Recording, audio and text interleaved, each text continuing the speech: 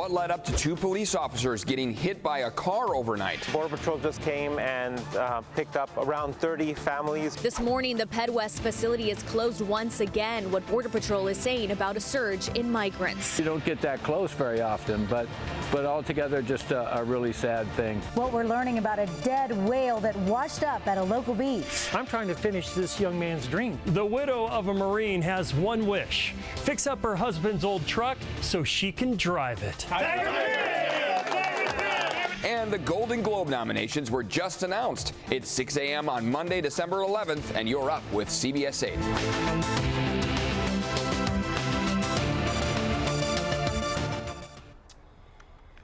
All right, we've got breaking news. We just learned one lane is open in the northbound 805 in Kearney Mesa after a fatality. This is happening just south of Claremont Mesa Boulevard. Yeah, it happened around 5:13 this morning. We just spoke to CHP and they don't know exactly what happened here. A SIG alert has been issued.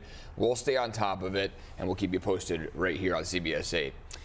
We are so glad you're with us. 6 a.m. now. We do want to get a track on our traffic with Evan Narani because we know this is impacting a lot of people. Yeah, Evan has been showing us the video, even just the webcam of that. It's a major backup. Big backups. This is going to be a long stretch of the morning commute on the 805 that people could be running into bumper-to-bumper traffic. Best idea in general is just to reroute to the northbound 5 as opposed to the 805. I want to take you first off to where we are talking of this incident. Again, northbound 805. This is at Balboa in the Claremont area. We have been told by CHP that one person has been killed in whatever led up to this. We're still trying to get the details as to what exactly took place in this area. But again, you can see those extensive backups from the 8 freeway all the way up through the Claremont area. We have a live look of what that is like right now on the northbound 805 at the 163. This is at the 163, so you are way far south at the 163 and you're taking the northbound lanes of the 805, you're going to be bumper to bumper all the way through the Claremont area. Best idea, again, is to reroute over to the 5.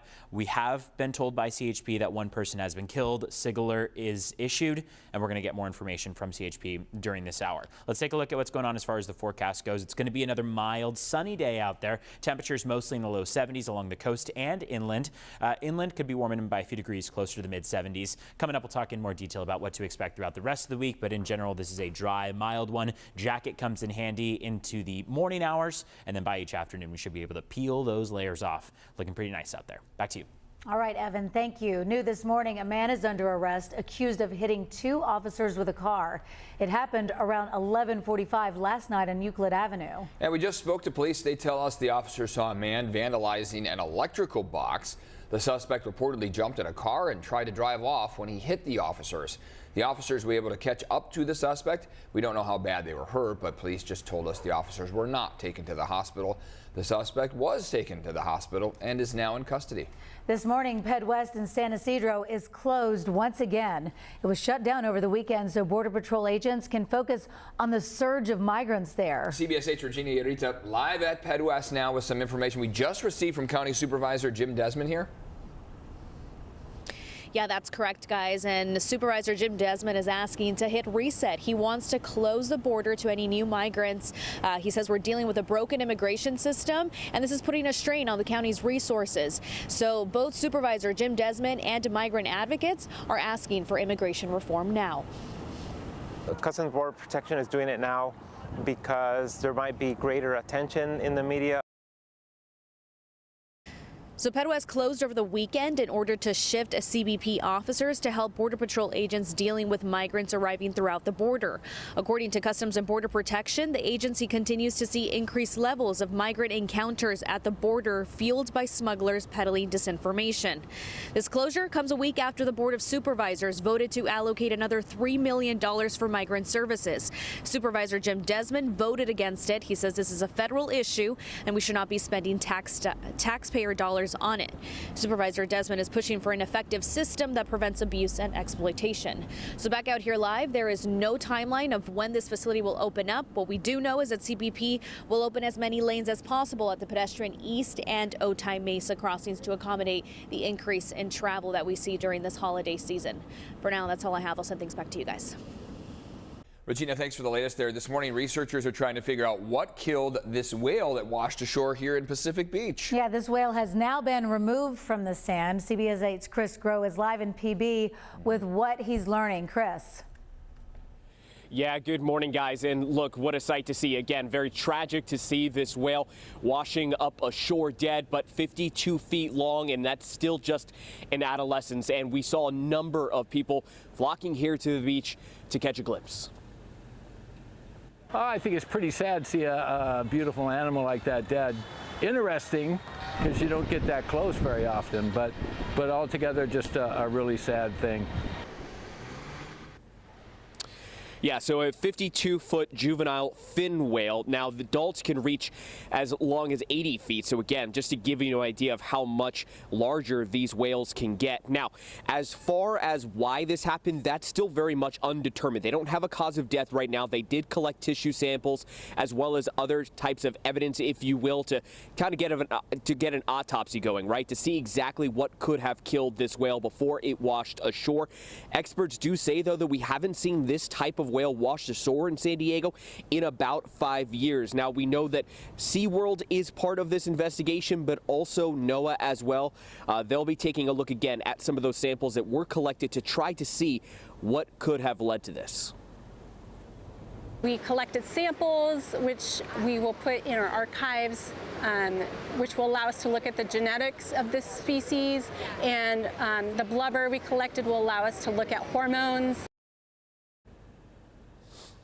And while the whale was, with the help of heavy machinery, ropes and other things, brought back into the ocean, they did say there is a chance it could wash back on shore, though they do hope that, of course, that does not happen again. Now, some people were pointing out that there were bite marks and scratches and things like that on the whale. Again, they do not believe that it was a boat that killed this whale. They think that all of that came post-mortem, that could have been sharks and or birds simply scavenging after the whale had already died. Eric and Anna? Yeah, we love to see a whale, but we don't want to see it like that, Chris. Thank you for that. This morning, San Diego police are looking for 4 teenagers who robbed several businesses at gunpoint. Police say the robberies all happened within an hour, starting around 11 Saturday night. They say the teens are between 15 and 17 years old. They targeted 4 liquor stores and convenience shops in Golden Hill, Serra Mesa, and Kearny Mesa. Investigators say they stole money, alcohol, and other merchandise. They were last seen driving on West Claremont Mesa Boulevard in a dark-colored sedan. Call Crime Stoppers if you have information. You can get money for that information. All right, homeowners, you have just a few hours left now to pay your property taxes before they become delinquent. Right now, taxpayers owe more than $8.5 billion to San Diego County. That's more than $1 billion more than last year. There are several ways you can pay. You can go online, via mail, over the phone, or in person. You have until midnight tonight. The second installment of those payments is due February 1st. Well, today you have a chance to weigh in on the county's next superintendent of schools. The San Diego County Board of Education is holding a public meeting. This past October, County Superintendent of Schools Dr. Paul Gothold announced his plans to retire in June. Tonight's public meeting will be at the board's Linda Vista campus. It starts at 6:30 p.m. Taking a peek outside here this morning, a chilly start here, but these warm days, they just kind of rinse and repeat, right? It's kind of interesting to see these cooler than normal overnights and then warmer than normal afternoons every single day for the month of December. But we're seeing some incredible, gorgeous sunsets, right? Yes, and the pictures that viewers have sent to us on the CBS 8 app are so great. So keep sending them in, sunrises, sunsets. We love all of those views and post them on social media.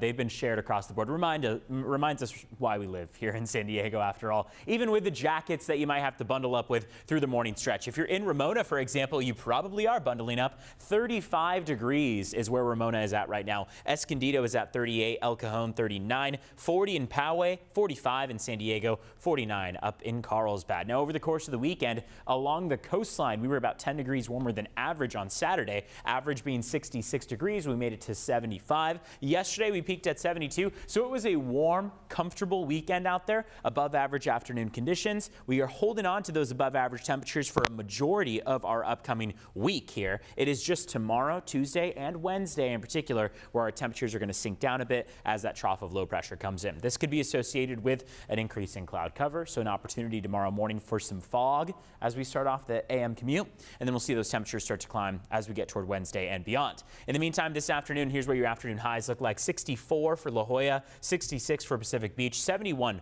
for San Diego, National City, and Chula Vista. We'll take you up to North County, show you what those temperatures look like. Del Mar, Solana Beach, both at 68 this afternoon, 73 for Fallbrook and Vista. Again, across the board, these temperatures are at, or in some cases slightly above average, and then we'll cool down a little more going into tomorrow with more cloud cover before the end of the week. Warms us up about back to this range, if not a few degrees warmer. We want to take you to traffic. It's 6:10 on the clock right now. We're continuing to check in on the only thing occupying our map here, which is this crash with a signaler issued on the northbound 805. Backups are continuing to be quite extensive out there. This is the 805 northbound at Balboa Avenue in the North Claremont area. We have gotten the confirmation from CHP that this was a pedestrian in the street that was hit and killed around 4:50 or so this morning. Working to get more information as to how many lanes are still open, but we seem to be told that right now there's only one lane of that northbound 805 open. This is the northbound 805 live look at the 163. Remember how much farther south the 163 is compared to where the 805 is, that intersection. So this is quite an extensive backup as we're starting off the morning, going all the way down to at least the 8 freeway. Good idea for the best reroute this morning is going to be to take the northbound 5. So get over to the 5, head north from there if you're trying to get through the Claremont area. Want to take a look at border wait times as we start off the morning too. That is a 145-minute wait, so quite extensive too. Over 2 hours, about 2 hours and 25 minutes or so at the San Ysidro Port of Entry. Otay Mesa Port of Entry is going to run you about 1:40 in total. Back to you. Hey, busy Monday morning, right? Yeah. Not good for commuters. Still ahead, what's happening today as activists call for a ceasefire in Gaza and a worldwide strike to get government leaders' attention to make that happen. Got the kids in the tub, made sure they were covered in blankets, and I acted as a human shield along with my wife. Tornadoes kill 6 people in Tennessee, and that's not the only state facing severe weather. Plus, a brand new report on just how busy the roads and airports are about to get.